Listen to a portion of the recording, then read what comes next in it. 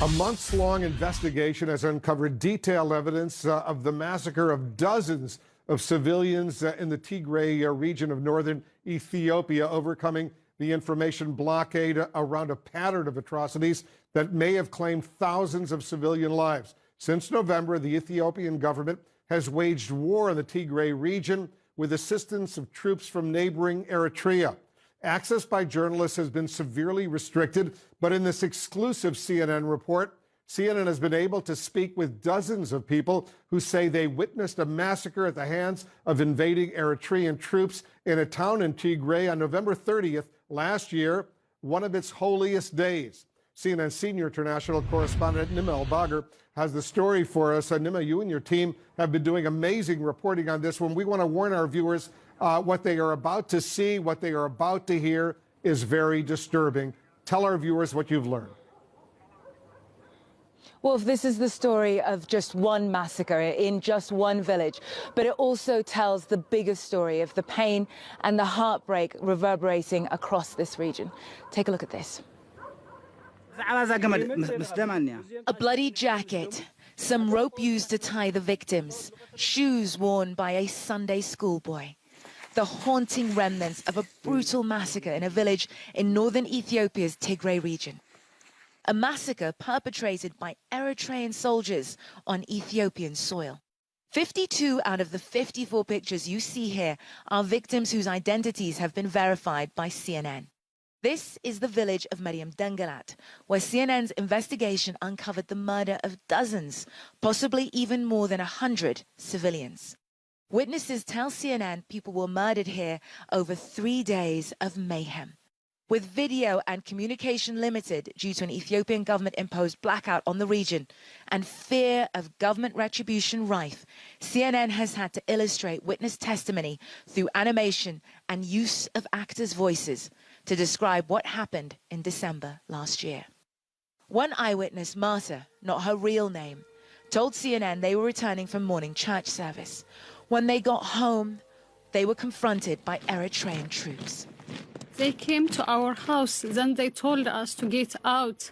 There were a lot of soldiers outside, and they were saying, come out, you bitch. We said, we are civilian, showing our IDs.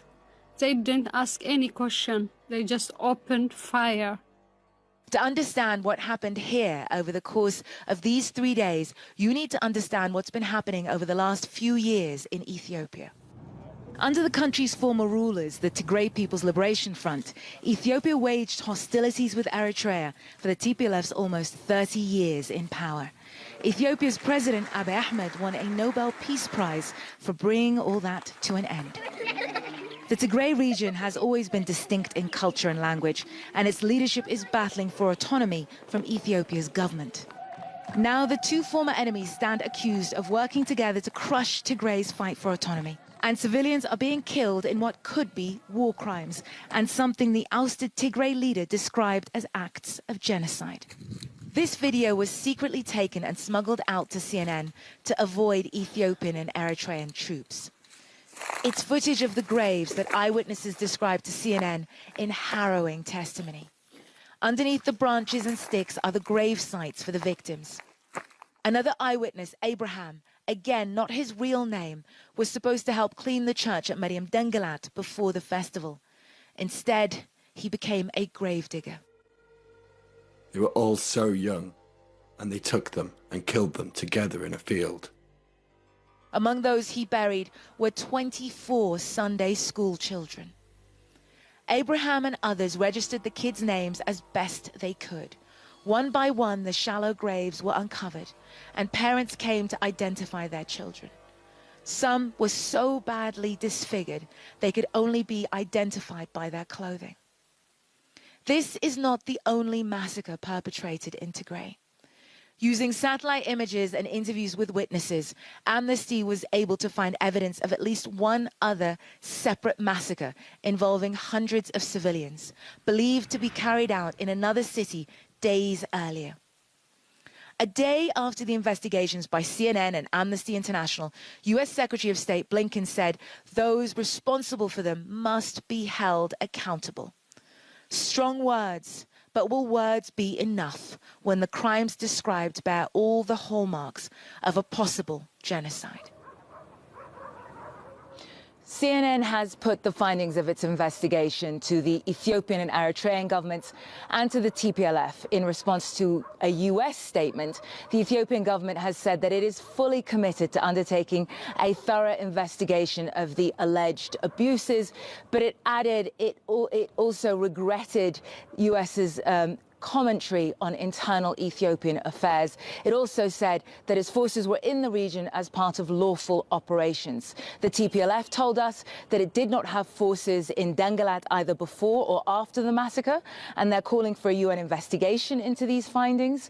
The Eritrean government did not respond to our request for comment, Wolf, but on Friday, in response to Amnesty's investigation into that separate massacre, they said that their forces were not responsible. Wolf? Nima, as you've been reporting, there's been widespread condemnation in the aftermath of our reporting, including renewed calls for investigation, as you point out, from the Secretary of State, Antony Blinken. What's been the response to all of that?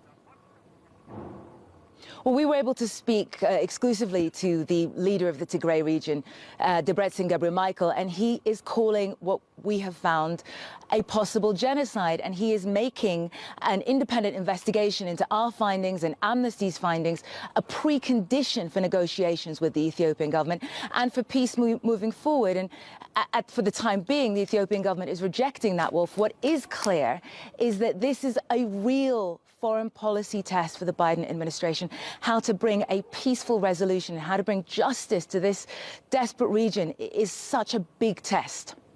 Nima El-Bagher and her team doing amazing exclusive reporting for us. We're going to stay on top of this. Nima, thank you so much for that.